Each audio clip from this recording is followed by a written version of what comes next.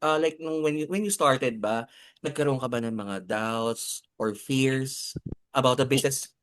Mm. Oo.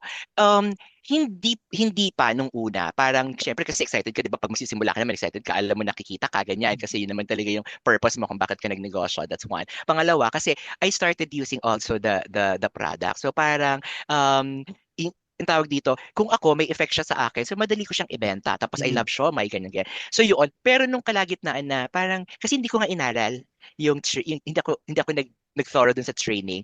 So may mga questions ako na parang eto na, bakit ganito? Akala ko ba they earn ganito? Bakit eto ang liit-liit? Kasi hindi ko nga alam yung concept ng retailing, wholesaling, Yeah. di ba? Ng ganyan, ng dropshipping. Hindi ko alam pa paano siya laruin. Mm. So parang kung sa retailing, parang imposible naman yata kumita ka ng millions out of pagbebenta ng Shopee and Parley. Oo. So ganon.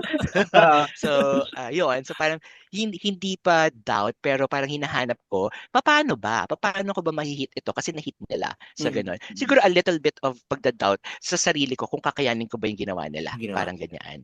Oo. So yes. so Some right now, ano yung naging adjustment mo naman, Coach Market?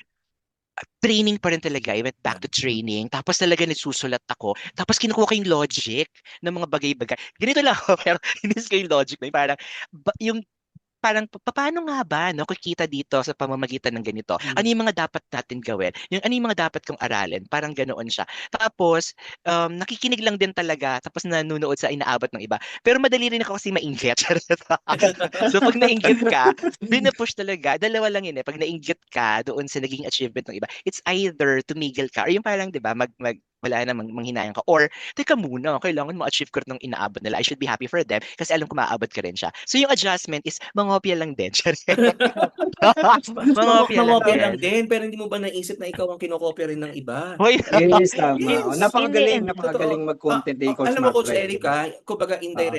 indirectly, isa si Coach Marfred sa mga naka-influence sa akin.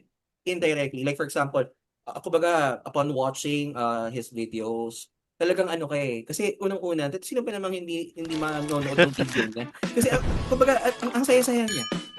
Oo, Tama, di ba? tama, tama. Ang saya niya. Makikita mo naman kay Coach Marfred yan na always smiling all the time. Parang wala kang problema. Parang wala akong hoy. problema. Tao ba?